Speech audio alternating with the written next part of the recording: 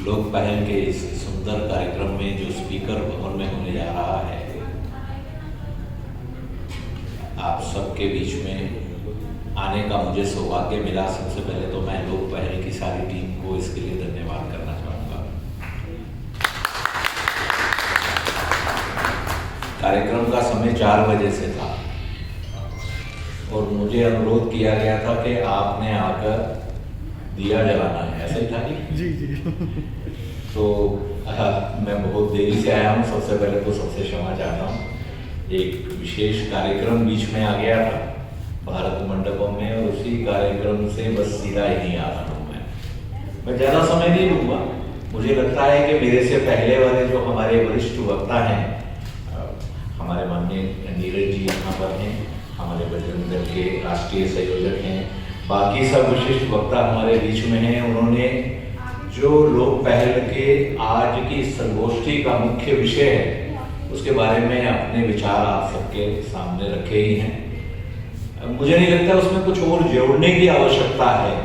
मैं सिर्फ 1-2 बातों पे ध्यान दिलाकर अपनी वाणी को विराम देना चाहूँगा। समय बहुत हो चुका हुआ है। हम आज इस इतिहास के मोड़ पर खड़े हैं। 75 वर्ष स्वतंत्रता प्राप्त किए हुए हमें हो चुके हैं। अब जब हम विजन 2047, मिशन 2047 ऐसा सोच के चलते हैं तो अगले 25 वर्ष की हमें चिंता करनी है। 75 वर्ष पहले जब स्वतंत्रता मिली थी तब एक अलग स्थिति थी। उस समय हमारे पास में जो मूलभूत मिनिमम रिक्वायरमेंट हैं उसको पूर्ण करने की भी हमारी स्थिति नहीं थी।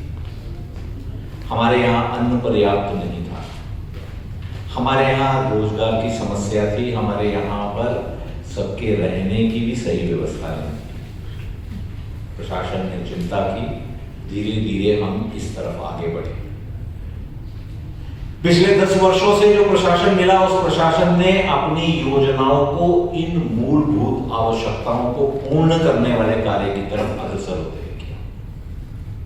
इससे पहले के जो शासन थे, चाहे वो 1000 वर्ष पुराना हमारा जिसको कहा जाता है संघर्ष का या गुलाम का शासन कहा जाए, या उससे पहले के भी, शासन का मतलब सिर्फ यही समझा जाता था शासन वो हमारा है, राज वो हमारा है, सत्ता वो हमारी है जो सिर्फ हमारी चिंता करे, हमें एक राशन की दुकान दिला दे, हमें राय बहादुर का तमगा दिला दे। ऐसा ही होता था। मैं जिस पार्टी से हूं, मेरी पार्टी की सरकार आएगी, इसका मतलब ये है कि अब मुझे मेरी चिंता करने की कोई आवश्यकता नहीं है। मेरा घर तो अपने आप ठीक हो जाएगा, चाहे मुझे राशन की दुकान मिल जाएगी, चाहे कुछ और चीज मिल जाएगी, मेरा काम पूर्ण हो जाएगा। और यही सोचकर सरकारें लाई जाती थी, यही सोचकर सरकारें बनाई जाती थी। 10 वर्ष पहले ये बदल गया। जो हम ये सोचकर सरकार लाए थे कि शायद भाई हम सबको, मेरे को राशन की दुकान मिल जाएगी, मेरे को ऐसी सहायता मिल जाएगी, मेरे को राय बहादुर मिल जाएगा, मेरे को कुछ ऐसा सरकार से मिल जाएगा, वैसी सरकार नहीं है। जो शासन है, शासन के जो मूलभूत कर्तव्य हैं वो सिर्फ ये नहीं है अपने लोगों की सहायता करना, अपने लोगों में जिसको कहा जाता है बंदर बाट करना, वो नहीं है। और ना ही हमारी अपेक्षाएं उनसे ऐसी होनी चाहिए। सबसे पहला कार्य, सबसे पहली अपेक्षा जो शासन से होती है वो होती है कि वो बाह्य और आंतरिक सुरक्षा का ध्यान करे। 10 वर्षों से इसमें कार्य हुआ। सबसे पहली जो आवश्यकता होती है शासन की, आंतरिक बाह्य सुरक्षा का ध्यान करे। इसके साथ में दूसरी आवश्यकता, जो कि समाज में सबसे नीची पीढ़ी पर बैठे हैं, सबसे नीचे पायदान पे बैठे हैं, उनकी मूलभूत आवश्यकताएं, उनके लिए भोजन, उनके सर पे छत, उनके तन पे कपड़े, उनकी चिंता करना।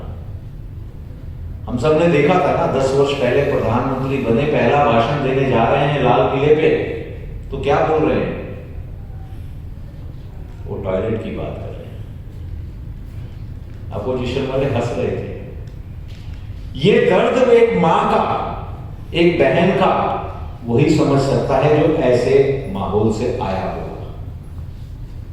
बहनों की चिंता करना, बेटियों की चिंता करना, माँ की चिंता करना, ये मूलभूत आवश्यकताओं में है। इसीलिए ऐसी नीतियां बननी शुरू हो गई। सबके घर में गैस सिलेंडर लगेगा,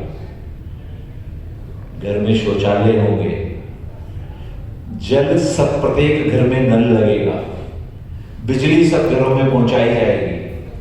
आपको घर बनाने के लिए प्रशासन से सहायता मिलेगी।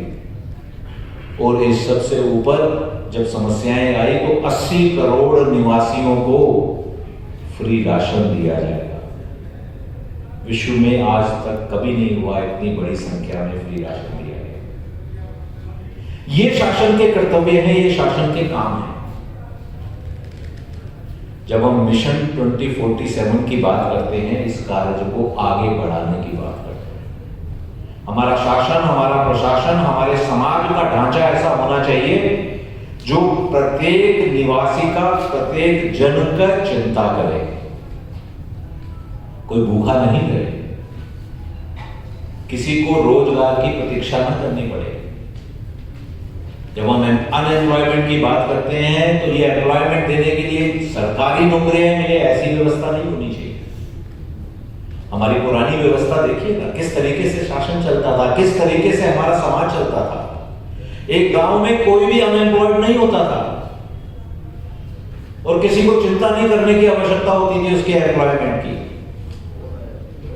आप घर में अपने पिताजी से आपने सीख लिया किस तरीके से आप मिट्टी के बर्तन बनाते हैं, आपने उस कार्य को कर लिया। पिताजी से सीख लिया कपड़े कैसे सिलते हैं, कपड़े कैसे बुनते हैं, उसी कार्य को आगे करते गए। कोई भी अनएम्प्लॉयड नहीं रहता था। ऐसी ही स्थिति अब लेकर आनी है, इस तरफ कार्य करना है, ऐसी ही नीतियों को बनाना है, ऐसा समाज, ऐसे शासन को लाना है। 2047 की जब हम बात करें तो हमें ऐसे शासन को लाना है जो शासन इन सब नीतियों को लाए, जिसको सत्य में रामत्व का शासन, राम राज कहते हैं। और इस सब के साथ में वैसा समाज भी हो जो अपने अधिकार से पहले अपने कर्तव्य को समझे। ये दोनों कार्य पूर्ण करने, और ये दोनों कार्य तभी पूर्ण होंगे जब हमारा शासक और हम सब समाज इकट्ठे मिलकर एक ही तारतम्य में, एक ही सामंजस्य में कार्य करेंगे, अपने कर्तव्य को ऊपर लेंगे, अपने अधिकार को बाद में लेंगे।